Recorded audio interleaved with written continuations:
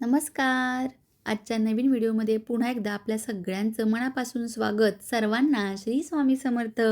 आजचा जो विषय मी तुमच्यासोबत शेअर करणार आहे, तो थोडासा वेगळा आहे. कारण स्मशानातून परतल्यानंतर अंघोळ का करावी लागते, हे थंबनेल तुम्ही पाहिलं असेल. फक्त स्वच्छता आहे की आजकाल काय आहे? कारण बरेच जण आजकाल जर स्मशानात गेले, तर तसंच कुणी घरी येतं किंवा कुणी तसंच ऑफिसला जातं, कुणी आणखीन कोणत्या कामासाठी बाहेर जातं. खरं आहे ना हे? कारण घरात जेव्हा गृहिणी सांगते किंवा आपल्या घरातील कोणी मोठ्या व्यक्ती सांगतात, तेव्हा आपण ऐकत नाही किंवा ही निव्वळ अंधश्रद्धा आहे. मेलेली व्यक्ती देखील आपल्यातलीच कोणीतरी होती ना, असं सगळं आपण काही ज्ञान त्यांना सांगायला लागतो किंवा स्वतःला समजवायला लागतो. बरोबर? कोणी माझ्याशी या गोष्टीला सहमत आहे. त्यांनी जरूर आजच्या व्हिडिओला लाईक करा, शेअर करा आजचा व्हिडिओ, सबस्क्राईब जरूर करा. कारण बघा, मृतदेहाच्या संपर्कात आल्यानंतर जे काही गोष्टी घडतात आपल्या ऊर्जावलय म्हणजे आपल्या ऑरासोबत, त्याबद्दल आज मी चर्चा करणार आहे. कारण सध्या आपण सर्रास या गोष्टी टाळतो आणि म्हणतो काय हरकत आहे. मग यातून निघणाऱ्या ज्या लहरी आहेत त्या आपल्या कामावरती, आपल्या पैशांवर, आपल्या मानसिक अवस्थेवरती आणि आपल्या एकंदरीत फॅमिली वातावरण जे आहे आपल्या कुटुंबावरती परिणाम करतात. हे लक्षात घ्या. यासाठी माझा सांगण्याचा हा प्रयत्न. अनेक वेळा आपण पै-पाहुणे किंवा नातेवाईक यांचं काही कोणतं दुःखद निधन किंवा काही कार्य असेल तर आपण तिथे जातो. तिसऱ्या दिवशी किंवा आणि कोणत्या दिवशी आपण जातो आणि हे अगदी बरोबर आहे. आपले एखादे नातेवाईक असतील किंवा कोणत्या अजून आपले मित्रपरिवार असतील तर या गोष्टी दुःखद समयी आपण जाणं हे गरजेचं आहे. तितकंच आपलं कर्तव्य देखील आहे. या गोष्टीला दुमत नाही आहे. पण यानंतर ज्या गोष्टी आहेत, ज्या पूर्वापार चालत आलेल्या आहेत, त्यांना देखील खूप महत्त्व आहे, हे लक्षात घ्या. जरी शहरासारख्या ठिकाणी या गोष्टींना सर्रास डावललं जातं किंवा अंधश्रद्धा म्हणून ते सरळ नकळतपणे दुर्लक्षित केलं जातं. पण त्यासाठीच आज मला बोलायचं आहे. थोडा व्हिडिओ लक्षपूर्वक, काळजीपूर्वक फक्त तुम्हाला ऐकायचं आहे आणि ऐकल्यानंतर तुमच्या काय भावना आहेत, तुमचं काय मत आहे, ते देखील कमेंटमध्ये शेअर करा. म्हणजे येणाऱ्या प्रत्येक जणाला किंवा जो कोणी हा व्हिडिओ ऐकेल त्याला देखील या गोष्टी कळण्यासाठी खूप मदत होईल तुमच्या एका मेसेजमुळे.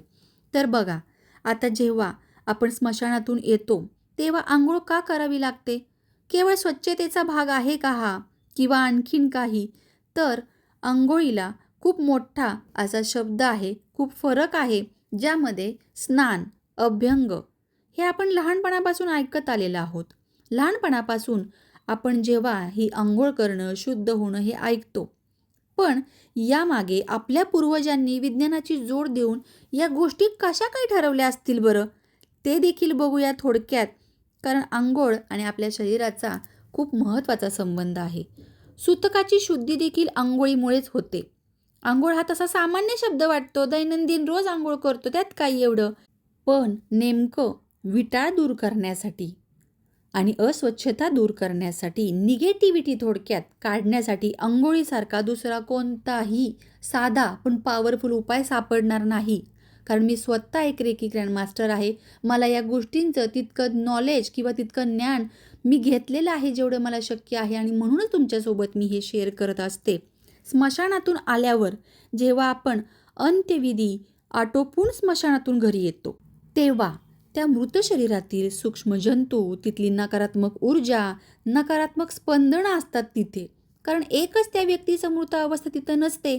अनेक लोकांचे काही ना काही घटना घडलेल्या असतात. सकाळी, दुपारी किंवा आदल्या दिवशी अनेक अशा गोष्टी घडलेल्या असतात. मग ती संपर्कात आपल्या येते. कशी येते? तर आपल्या आभामंडलामध्ये, आपल्या ऑरामध्ये ती कनेक्ट होते. मग ही नकारात्मकता आणि अशुद्धी दूर करण्यासाठी ही केलेली अंघोळ म्हणजेच खूप महत्त्वाचं काम करते. आणि अंघोळ झाल्यानंतर कपाळाला टिळा लावला जातो बघा. देवपूजा वर्ज्य असते जोपर्यंत ही शुद्धी होत नाही. म्हणून अंघोळ झाली की कपाळाला टिळा लावणं महत्त्वाचं आहे. कारण आपला हा जो कपाळाच्या मधोमधचा भाग आहे, ज्याला आपण थर्ड आय म्हणतो, तो इतका सेन्सिटिव्ह असतो. अशा गोष्टींचा अटॅक तिथे जरूर होतो. म्हणून अचानक बघा आपलं डोकं जड होतं, डोकं दुखू लागतं, असे अनुभव येतात. म्हणूनच स्नान आणि मनाची आणि आत्म्याची प्रसन्नता ह्या सगळ्या गोष्टी एकत्र जोडलेल्या आहेत.